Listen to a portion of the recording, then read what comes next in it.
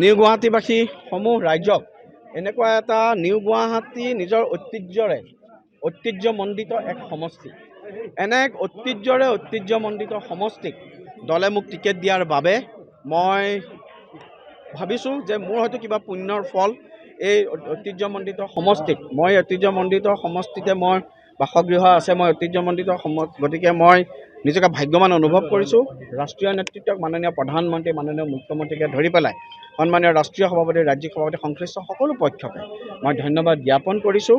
আমাৰ মাননীয় হিমন্ত বিশ্ব শৰ্মা ডাঙৰীয়াৰ নেতৃত্বত আমাৰ উন্নয়নৰ যি অবিৰত যাত্ৰা, আমাৰ যি বুথ সভাপতি, আমাৰ শক্তি কেন্দ্ৰ আহ্বায়কসকল বা আমাৰ দলৰ নিষ্ঠাবান কাৰ্যকৰ্তাসকলৰ যি নিৰন্তৰ প্ৰয়াস, এই প্ৰয়াসে আজি ভাৰতীয় জনতা পাৰ্টীক এটা অপ্ৰতিৰোধ্য শক্তি হিচাপে পৰিগণিত কৰিছে। মই নিউ গুৱাহাটীবাসীৰ ৰাইজৰ চৰণত মই মোৰ কোটি কোটি প্ৰণাম মই জনাইছোঁ। মোক আপোনালোকে সন্তান হিচাপে গ্ৰহণ কৰিব, আপোনালোকৰ কাৰণে মই মোৰ সৰ্বোচ্চ প্ৰদান কৰিম, এইখিনি মই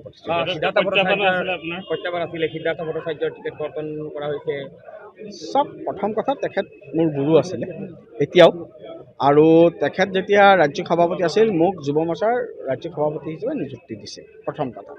দ্বিতীয় কথা, দলৰ যিটো সিদ্ধান্ত, আমিতো দলৰ কাৰ্যকৰ্তা, দলে মোক যেতিয়া কৈছে চামগুৰিত খেলিব লাগে, আমি চামগুৰিত খেলিছিলোঁ, গতিকে দলৰ সকলো কাৰ্যকৰ্তা, গতিকে দলৰ কাৰ্যকৰ্তাই আমাৰ কাৰণে self last, party second and party first. তেখেতৰ পৰা আশীৰ্বাদ লৈ নিশ্চিতভাৱে মই সকলোৰে আশীৰ্বাদ ল'ম।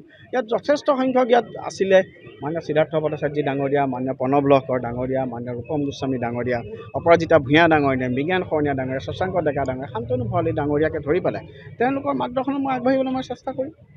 দল ভাৰতীয় জনতা পাৰ্টীৰ হাম চলে না চলে দেশ চল পৰা হে, ভাৰতীয় জনতা পাৰ্টীৰ এই নীতিৰ লগত আমি আগবাঢ়িম। শান্তনু ভৰালীয়ে কিন্তু নিৰ্দলীয় খেলিম বুলি ফেচবুক পোষ্ট দি দিছে ইতিমধ্যে। নিশ্চিতভাৱে মই তেখেতক অনুৰোধ জনাম, ভাৰতীয় জনতা পাৰ্টীৰ আপোনালোকেতো আমিতো চাইছোঁ নহয়, মেৰে পাছ আমি সকলো, তেখেতো মোৰ গাৰ্জেনৰ নিচিনা, গতিকে তেখেত মোৰ guardian, he is like my guardian.